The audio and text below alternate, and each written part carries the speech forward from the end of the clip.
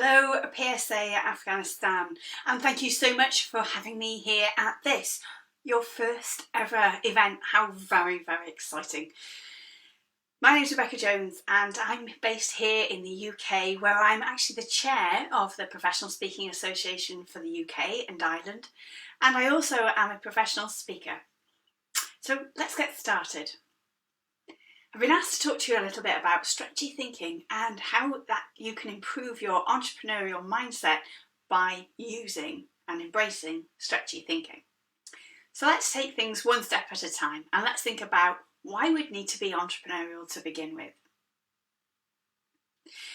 So the thing about being a professional speaker is that this bit that we're doing right now, the speaking bit, this is actually the easy bit. Scary, isn't it? To think that this is the easiest bit.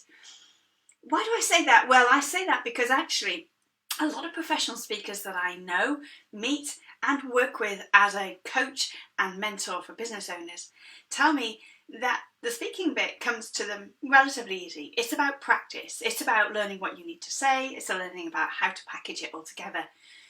But the real complicated element of being a professional speaker, it's the bit behind you. The business element, the bit that nobody sees. The bit about running the business in order to get the bookings, bring the money in, find the customers, package things up together so that people want to buy it. And actually, that element of running the business is one of the most important things you need to think about as a professional speaker. So, what do you need to do and how do you need to do it? Well, first of all, we need to start understanding that entrepreneurial people are not just focused on money. If they're focused on money and money alone, they usually fail. Because what we know about being enterprising and running a business is that you have to provide what people want to pay for. So it's no good saying that I want to do this and I want to do that, or I want to change something, or I want to provide something if nobody wants to pay for it. What you need to start doing is understanding that yes, you have something that you want to share, you want to tell people about, but unless they need it and want it, they're not going to pay for it. They might be willing to hear it for free, but long term, that's just not sustainable. So let's think about what it is that you do here on the stage a minute. What do you speak about? What do you tell people? What do you share? What knowledge have you got? And that's the crux of everything that I know about running a speaker business. It's actually about fully understanding what it is you know, what your expertise is in, and how you can package that expertise in order to help and support other people. So let's think about it for a minute. Most speakers that I know don't just earn their income from standing on a stage. What we have to think about is how else we can earn money when we're not stood here at the front of the room, be that on camera or in a live event. Think about it for a moment and consider what your skill set is, what your knowledge is, and what it is that you can help other people with, and then that's what you can start bringing together as your area of expertise. So let's take me for an example. My area of expertise as a researcher and as an academic is enterprise and entrepreneurial development, with a little bit of innovation thrown in. So what I can help people with is the entrepreneurial element of how they start a business, how they grow a business, how they develop a business. So I can either stand on the stage and share information like I'm doing today. I've written books, and I've written training programs and courses that I've delivered in-house for companies. I've run training courses online. And of course, I've written programs for other organisations for them to run on their own. So think about what your expertise is and think about how you're going to package that up. And then who is going to want to buy that? And that's your starting point for being more entrepreneurial in the way you think when you're a professional speaker.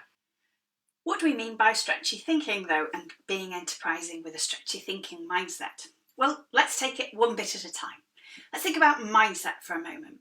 Mindset is a very interesting thing, and many of you will have no doubt looked into it, and if not, go and have a look at some of the work by Dr. Carol Dweck over in the States on mindset. What she's talking about with mindset is about the fact that our mind or our thoughts become set in the way we think about something based on some of our experiences, our habits, if you like, things that have occurred that make us believe or perceive something is going to happen in a certain way or is likely to have a certain outcome based on our previous experiences. And what we need to start thinking about is how we can shift that mindset in order to be more successful.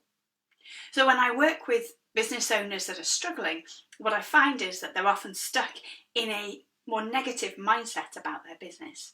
It's not working, people don't like it, I'm not making enough money, that type of thing. And what we need to start thinking about is removing those thought patterns and starting to think a little bit more positively about the business. And often in order to do that, the easiest way is for me to demonstrate to them that their business is successful if they only put their minds to it. By just starting to think a little bit differently, changing the way in which they do things, just if you like, stretching their thought patterns in order to be more successful. So to be stretchy in the way you think is to literally stretch past your current thoughts or your current pattern of thoughts about something and take on a different approach, a different thought pattern, if you like. When a professional speaker comes to me and says, this is the thing that I talk about, maybe, for example, I talk about marketing, and I've spoken to people about marketing and they love it, but nobody books me again. I think it's because I'm no good. Well, how do you know that for sure? Well, I don't get any more bookings. Okay, so go and ask people, why have they not booked you again? It could be that you've given them too much information and they're struggling with it and they're thinking, well, it's not really what we wanted for our staff because it's just too complicated, so you just need to pull it back down a level. So go and speak to your customers is definitely one of my top tips. Go and ask them what they thought, how you delivered, and whether or not they'd book you again. And ask them what you could do to be even better at what you do. I know it's hard. I know getting that feedback isn't always easy, but actually, if you can get really good feedback from your customers, you're going to be able to start stretching the way you think about your business, changing your approach and considering different options because it's what people want. And let's go back to what I said at the beginning. Entrepreneurial people should not be led by just the money. What we need is entrepreneurial people who are led by delivering what people want, what customers need, because when you do that, you are more likely to be successful.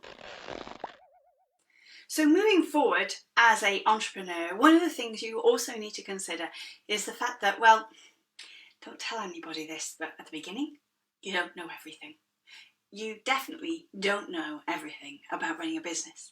I've been running a business for over 30 years and again, don't tell anyone, but I don't know everything about running a business. The reality is, being a business owner is a learning journey. It's something that you just continuously have to develop and grow and learn into. Being a business owner is just not like anything else you'll have ever done before. Every day, something will crop up where you think, I don't really know. I have no idea how to do this. And so one of the things you're going to have to start doing as a business owner is accepting that this is about learning. And the more you embrace the fact that it's about learning and growing and moving forward, the happier and easier running a business will be. If you're going to say to yourself right from the beginning, I need to know everything, you're never going to get that. So accept you don't know everything. Go and ask for advice, go and get support, speak to other people, but understand this, that part of running a business is learning as you go. So deliver well on the stage to customers, give them great customer service. The rest of it, just keep running and you'll get there, I promise. So you need to be stretchy in the way you think about running your business and understand you don't know everything yet. And that's okay. But you will have to go and find out the information. You will have to go and learn as you're going along. So how can we do that? Well, one of the best ways I know of learning for a business owner is to speak to other business owners.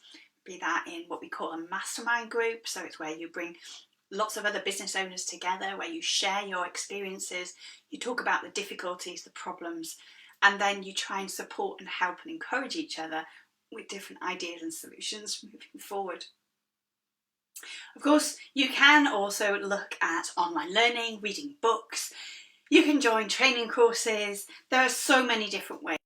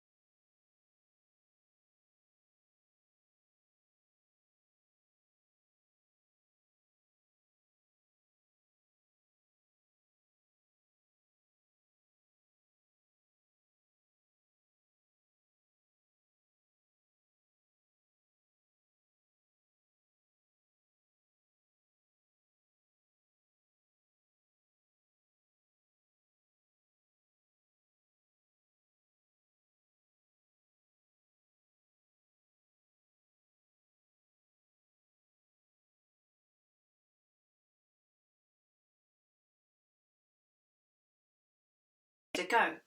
But to me, it just didn't seem quite right, because some of those blocks, some of those barriers that I had to achieving what I wanted to achieve, they are real. So, for example, years ago when I first wanted to write a book, I just kept thinking, how am I ever going to write a book? I just don't have the time. I'm a busy mum. I've got 2 children. I run my own business. And to add to it all, I'm also dyslexic. How am I going to write a business book? And all of these things seem to be barriers and blocks to me achieving what I wanted to achieve. And he said to me, you've got to push them out of the way. That's what you've got to do, Rebecca. And I thought about it for a moment and thought, I can't, because these are real things. I can't get rid of my children. I can't change the fact that I'm dyslexic. I'm just going to have to find ways around it, solutions. I'm going to have to stretch around the problem and find a different way of achieving what I want to achieve. I had to work out what was important to me and what wasn't. I had to go back to that do it, dump it, do more of it. And I looked at things that were taking up time that I neither enjoyed nor added much value to my business and life. And I dumped them. So they were things like programs that I ran through the business that they weren't that exciting. I didn't really enjoy doing them anymore. So we got rid of those. I sat on quite a few committees and sort of organisations where I supported them and I didn't get paid. So we got rid of those. And all of a sudden I started finding more and more time in order to write the book. So now the barriers that I had in front of me of achieving the goal of writing the book, these were dropping. The barriers were dropping because actually I was just stretching my way around the problem by finding a different solution, by just either taking them away or asking somebody else to do them instead of me. All sorts of different options that I came up with. Some of the barriers were still there. Things like the fact that I'm dyslexic. I can't change that. So the writing for me wasn't really that easy. It was really difficult for me to think how I was going to plan and write the book, and how do I break it up into chapters, all of that type of stuff. And so I just started with all my ideas on bits of paper, popped them up on the wall. I then started just talking into the microphone and recording what I was thinking about the different things. And then we collected all those little recordings together. I got somebody to type them up for me. And all of a sudden we had the start of the book. You see, by being a little bit stretchy in the way I think, by saying instead of sitting in front of a keyboard and trying to write a book, how else can I do it? Well, I like things to be visual, so let's make it visual. I'm quite good at talking and thinking on the hoof, if you like, as I go. So why don't I do that and record it and get somebody to type it up, somebody who can spell. Sometimes it's not about always pushing all the barriers away, but stretching around the barriers and finding another way to achieving what it is you want to achieve. I really hope that I've helped you this morning with some ideas and thoughts on how you can run your business in a little bit more of a stretchy way. Before I finish, let's just review some of the things that I've shared with you on this session. So remember, in order to run a successful business, we need to make sure we have an entrepreneurial mindset.